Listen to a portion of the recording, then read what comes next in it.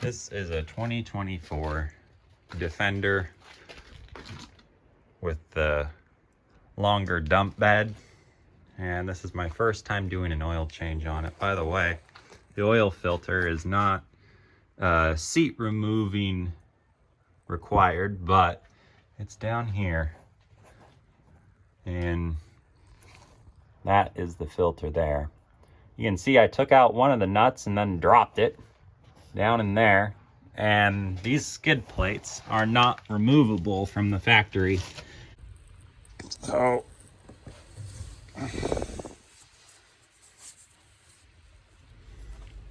T30, if I had one of those stick style retrieval magnets, that would I think make everyone's job easier here, because that's just the best solution I could think of for now. And I'll see if I can fish around for the tool.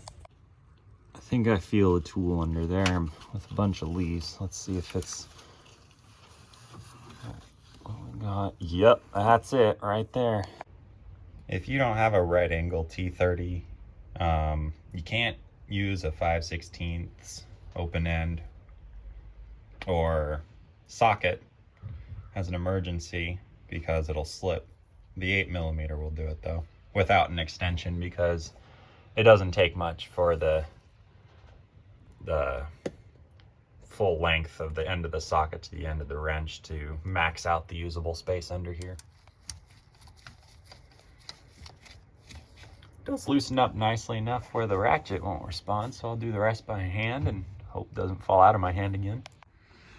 Poor thing doesn't look like it's only celebrated its first birthday. And then that pulls out like so. That's the O-ring. It's already drooling somewhere. So this sort of strange double take drill out under the skid plate is where the drain plug goes.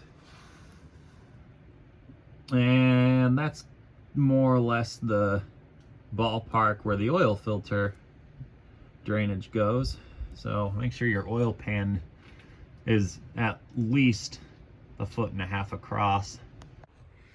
This comes out as a pretty darn good friction fit. So make sure you're prying on it, prying on it, prying on it, and then maybe it's suction in the oil holding it in as well, but it'll eventually squelch its way out.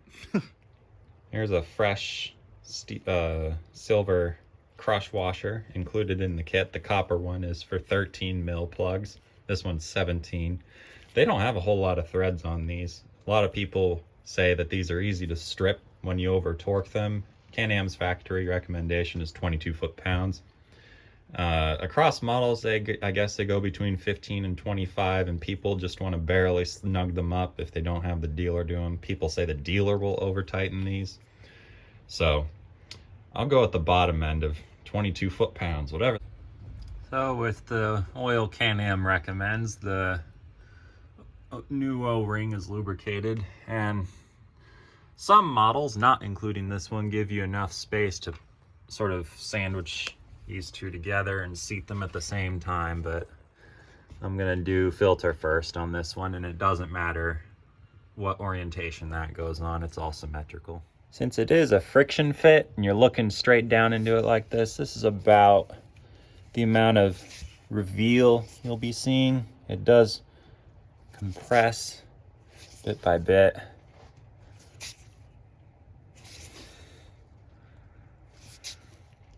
And then the cap will take care of the rest.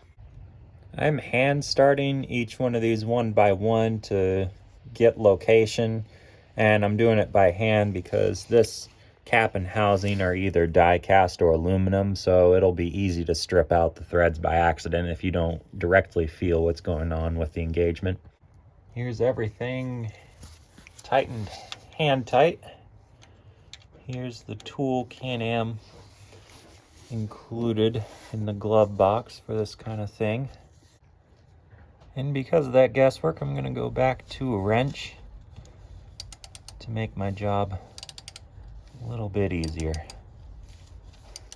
Something I can't film for you guys is if the bolt is just spinning in place and the drive gear isn't engaging, you'll have to put both hands down there, but you can put pressure on the socket and that'll allow it to tighten and then make some clicking advance when you go back to start another 8th turn or whatever amount of swing you've gotten there. All right, let's get some oil into this. So if your funnel isn't shaped like a giraffe, can you fill up your Can-Am? Yep. Pouring the oil from these bottles sideways will relieve the vacuum caused by allowing air to come up to the top a lot more quickly, so the oil won't come out like look, it'll come out in a nice steady stream. And according to passive data,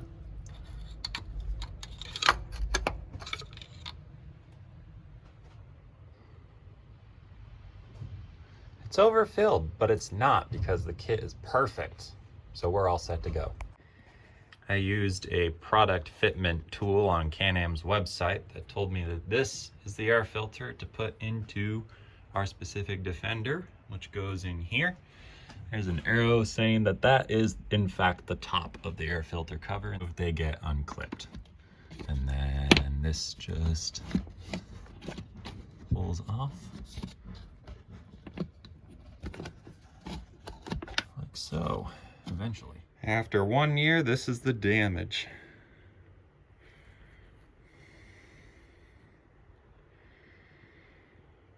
The inside's clean, and the open side goes in this way. The closed side faces the cap, so if this is how the air goes back through, it's getting most of it. Since it's not perfectly clean inside here, I'm gonna just wipe it out real quick. All right, that helped a little bit. And this $120 lifesaver is about to experience a year of this. At first glance, this air filter looks like the wrong size, but they use the foam where sort of these plastic fitments are sort of designed to fit just right. So the foam is compressing at this end and at this end to hold everything together. And because of that, I'm just gonna wipe out the inside of this, and that looks like air comes in or out of here. So I'm just going to clean that and the area it sits above as well. All right, with the plastic housing and camera lens wiped off, and these clips will go in.